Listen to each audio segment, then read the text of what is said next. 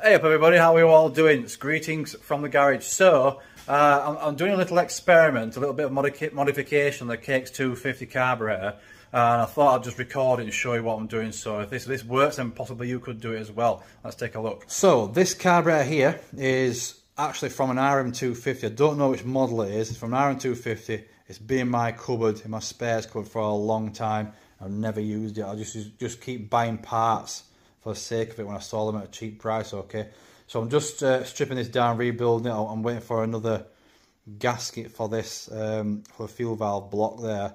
All right, lots of people don't realise sometimes that these actually do perish, and you can leak fuel. You can end up having your carbs solid clean, stuff like that.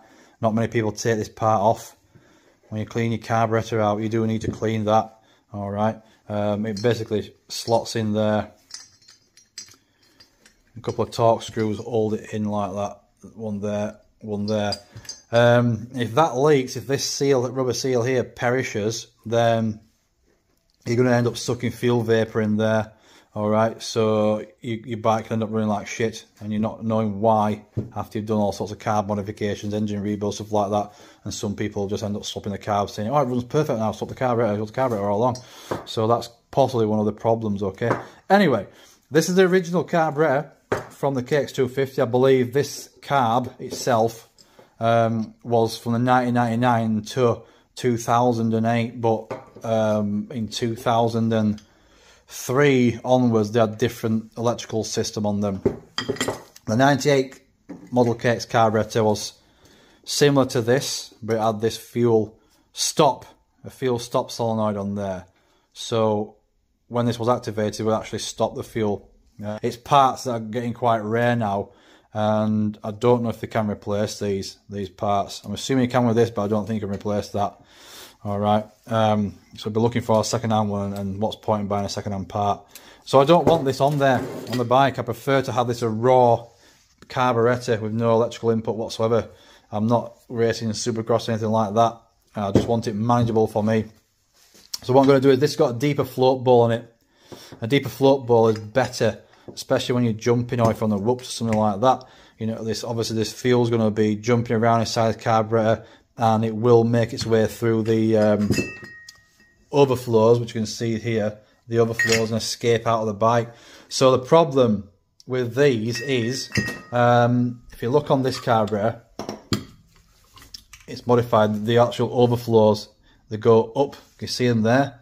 They go up and they also go out. They go up, so that fuel, when it travels, when you're jumping, this fuel can venture its way into those orifices, make its way up those tubes, and then come back down again into the carburettor, because it's not going to go all the way up there.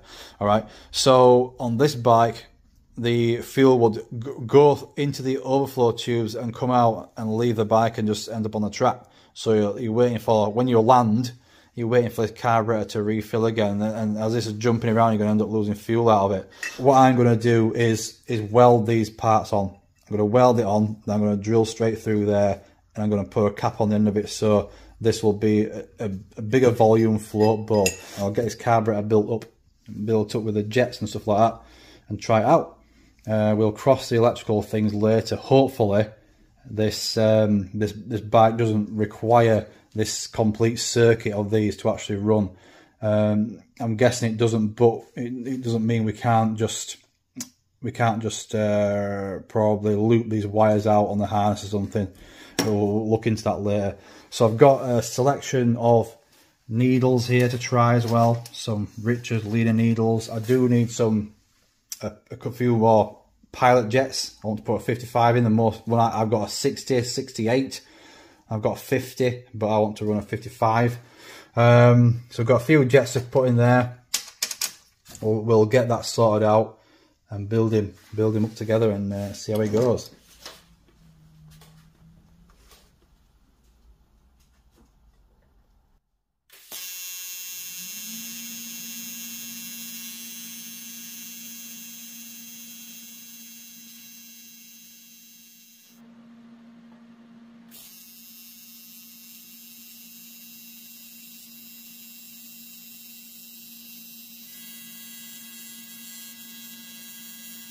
Right then, so that's all welded, finished. Success. I almost melted that a little bit, but I managed to correct it. So I need to drill through there now on both sides. I started to grind that weld down a little bit because I want to get rid of the weld and make it nice and smooth. I might polish this up or something later on, but I want to sand it all nice and smooth. But anyway, I'm going to check that it doesn't leak. So I'll drill that through, smooth it off, weld the caps on, and check see if it leaks. And we're on for a winner. Okay.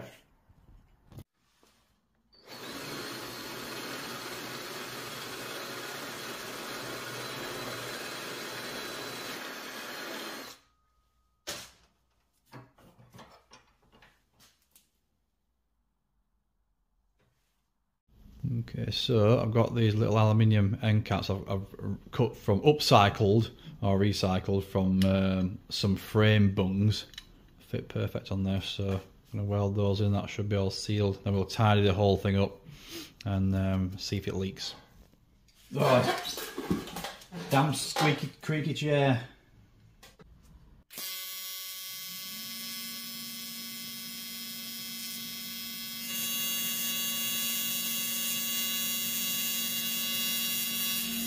Right, so that's welded, so I'm going to grind that down, make it all nice and neat so it looks like it's cast.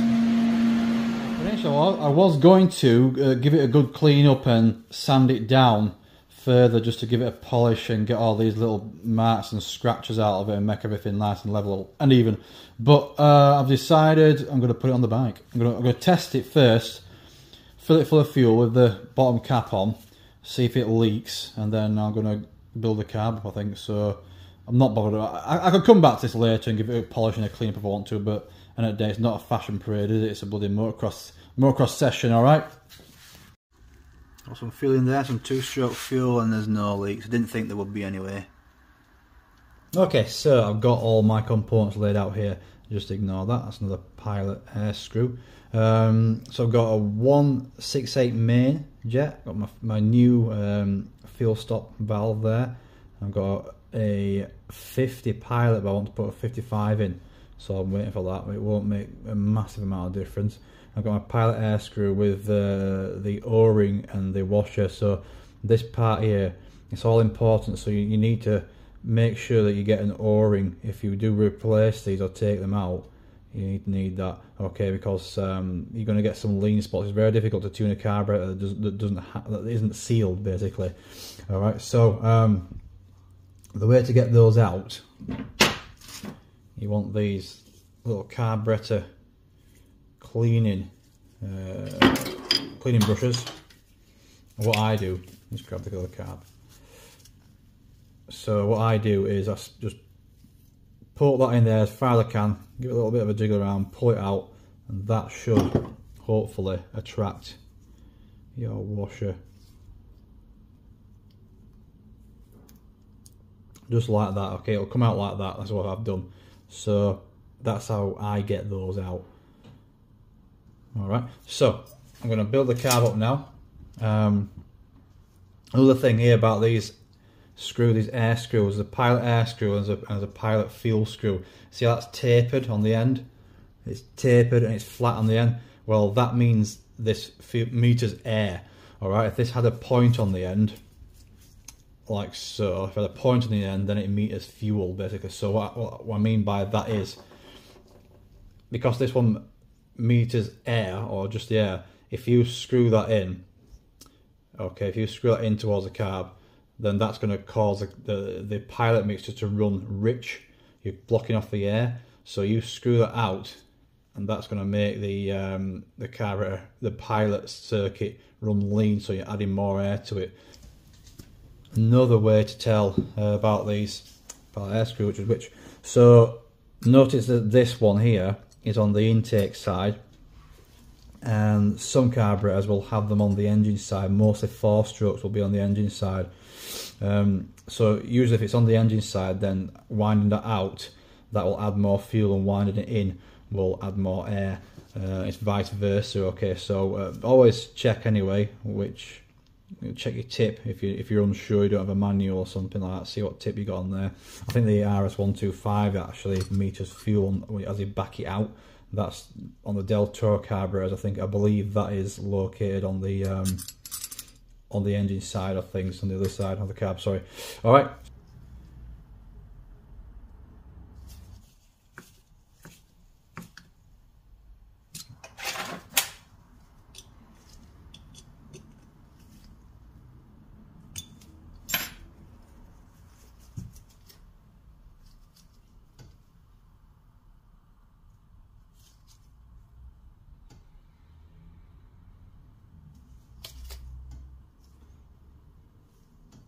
So I'm going to put my little washer on there first, and also rub a bit of grease on that.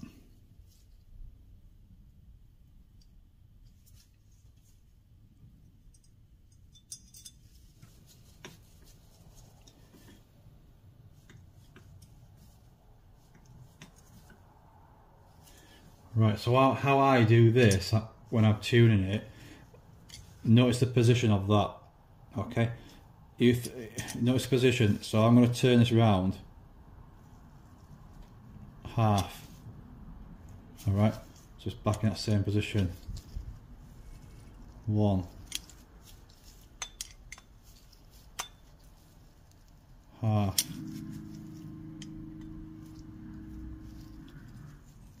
2. Okay, that's how I tune it anyway. I don't just go all the way around, count as 1. I do half, 1, half, 2. Okay, so I'll leave it on 2. I want it to be about 1.5 turns out, but we'll tune it from there. All right, when we get the bike going. Okay, so the idle screw. I don't particularly like plastic ones. I don't like plastic chokes because they can strip and damage if they've been left there too long. It's not like I adjust these all the time, but you can buy aluminium ones and they are better, in my opinion. I'll just screw that in there. You can just see it making its way through. How I'm going to set this, you don't want your bike to rev its nuts off when you fire it up and you have to run down here and take this off. So all I'm going to do this is drop my slider in there. I usually do it when the needles and everything like that. So all I'm going to do, look through that gap there or here, I'm going to turn that in until I feel a little bit of pressure. I'll keep that feels like that. I can feel that now. So I can feel like wanting to push the slider up so it's made contact with it. Usually what I do is I check, see if I can see daylight through there. I hold this up to the light and check, see if I can see daylight through there. I can feel that pushing on my thumb now.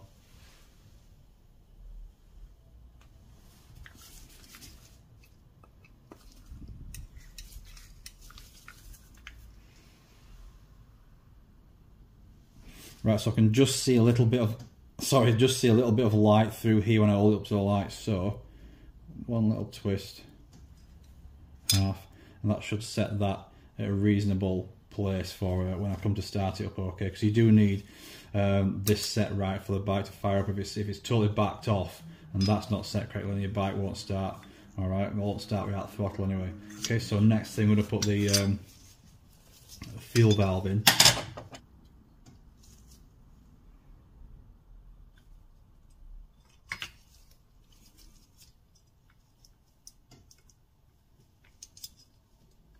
Alright, so just going to check that flow tight. I've never touched this, so I don't know if the flow tight's correct or what, but we'll check this now. I'm just trying to shut my door because some crappy Chinese bike's just gone past. It's loud as fook. Right, so flow tight. I hope you can see this. I might put the light on, that'll help. Right, so way I do these is I aim for this seam here where it's been molded to be level with the carb body. Okay, that's how I do it. So all of this flat, it's a bit difficult because I've got the camera recording. I'm going to bring it down just so it stops. If I shake it around, you'll notice that the float's loose like that. So if I just bring it to an angle, near 45 degrees, it stops. That's a float now just balancing on the fuel stop pin. So you can just see that's perfectly level, more or less perfectly level with the carb body. I'm going to check the other side because this has a metal frame on it, so these can twist if someone's had these out and not been gentle with them. Again, I'll get a good angle for you. You can see that's loose, rattling around 45 degrees, and it just rests, and that is level. That is level with the carb body. So if you want to find your needle number, can you just see that writing there? Oh, look at that. So we've got NF7G, okay? And this one here is a richer needle, and this one here is a leaner needle. This one's fatter than this one. Alright, this one's fatter. You can just see the taper down here.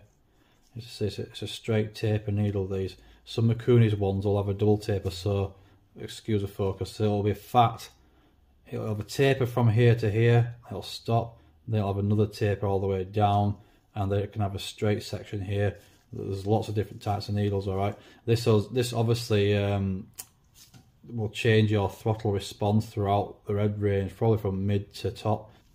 Your main jet that's in the bike, your needle will sit in there. This one sticks further out, look. This one doesn't, it sits in there.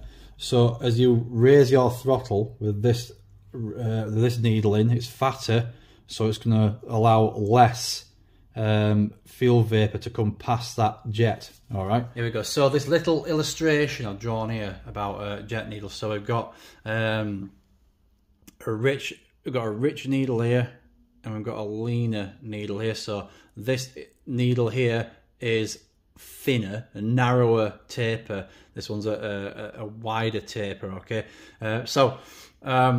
I know the drawing's not greatly accurate. So this needle here, the rich one, will sit lower into the main jet, but as you apply that throttle, it'll start working immediately.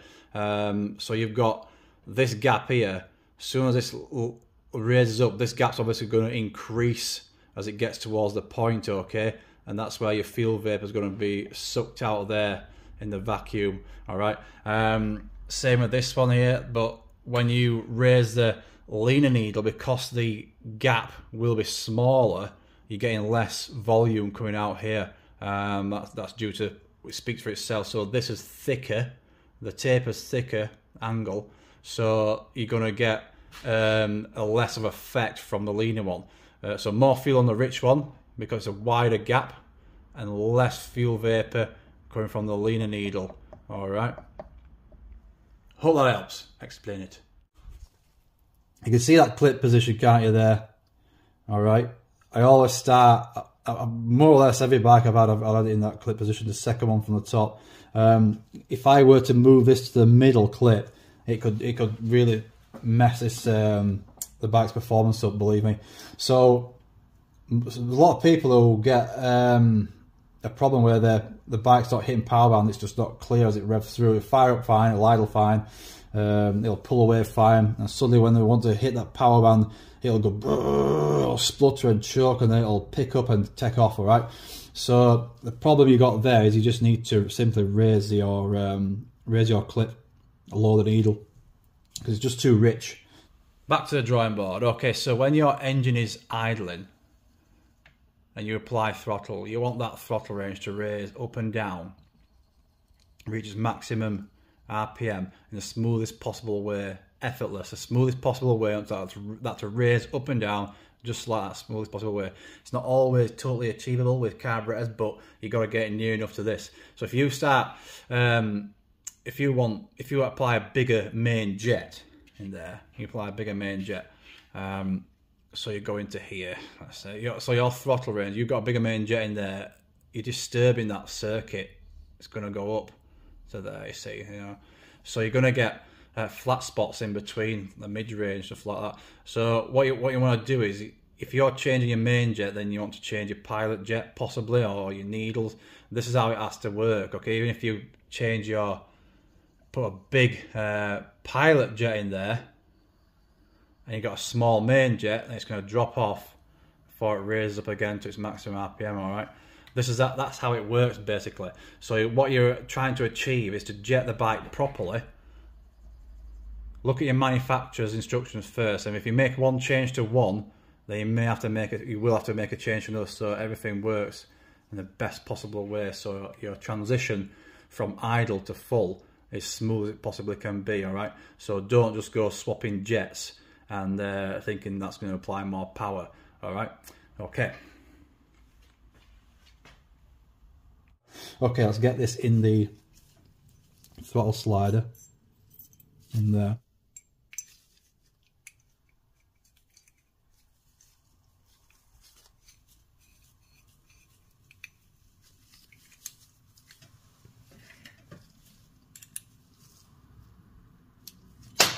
Ready to go.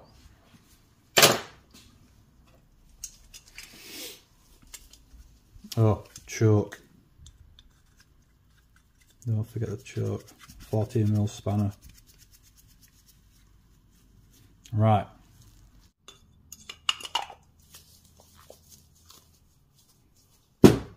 Where's the screws? Always put grease on these.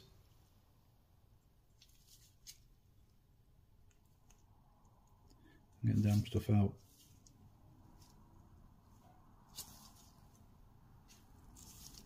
I always put grease on these because they're a bitch when they actually season, and they're quite prone to it.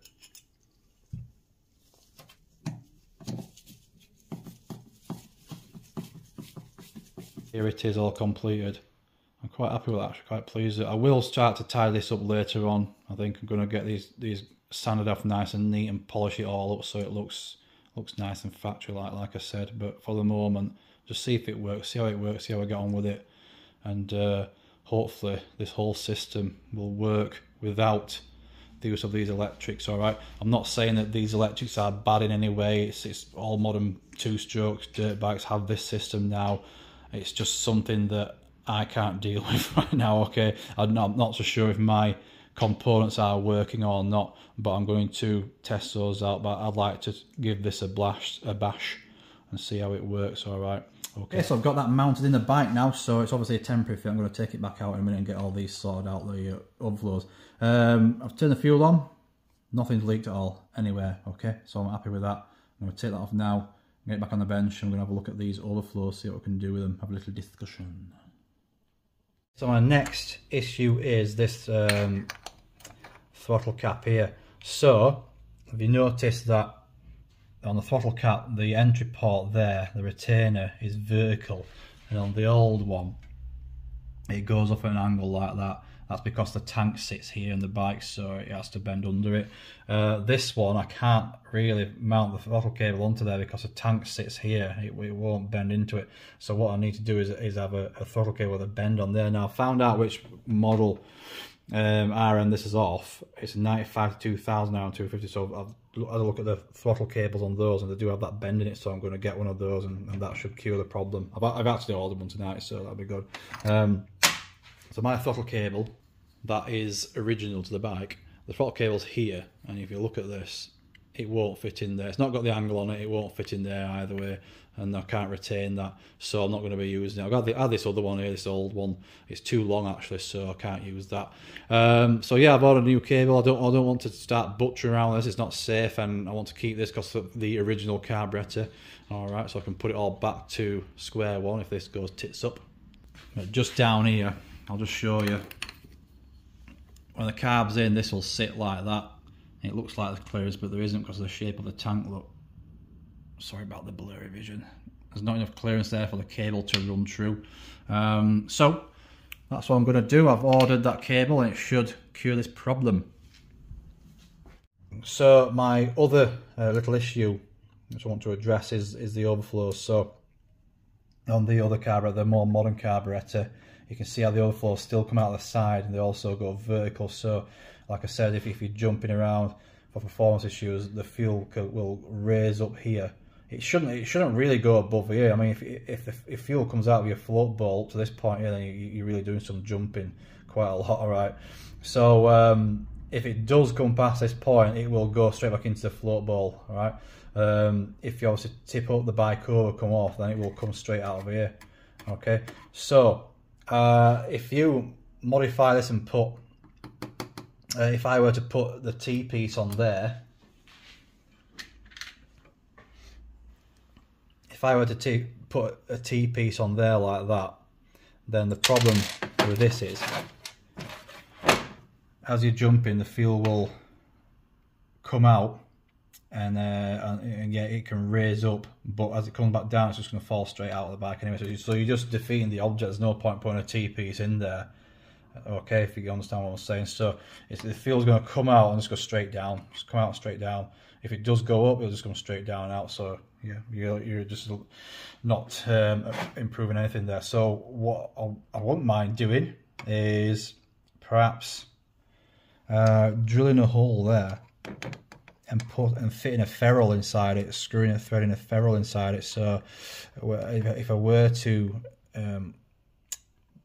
to do some crazy jumping, then the fuel would come up just like that one, and then back down, and obviously leak out the sides here. That's what I'm going to do. So I'm not going to bother with this modification here. I don't think it will work for me, not for my style of riding anyway, if you catch what I'm saying. It's a little bit too much for me. I don't think I'm going to be jumping like Jeremy McGrath or Ricky Carmichael, anything like that. Okay, I'm not that much of a professional rider, right? So it's something I will consider in the future. I'll have a look into it, see if I can drill through that and put a ferrule in there.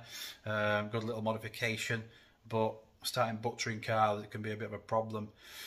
Okay, anyway, so I'm going to wait for that throttle cable to arrive, and I'm going to mount this carburettor in the bike, and then see if I can get these overflow cables, pipes, tubes mounted in correctly and safely. It's time for me to lock the garage up now and go get a beer, and I'll see you next time. Okay. Oh, I've ordered a new battery for the RSV. I took it out the other day. It works fine, but the battery, even though it's charged, it's losing a little bit of voltage. So it's, when I come to check it, it's at 12.3 volts, 12.2. So when you come, obviously that's too low. If you come to crank the bike over, that will drop to like 11 or something like that. So I've ordered a new battery for it, and it's had its MOT. I've had it MOT'd, and I will be. It's insured and stuff. So I think I might give this a little blast very soon. Okay, little RSV melee. Right then, so I'm going to find the keys for my garage, and then I'll see you next time. Alright, thank you for watching.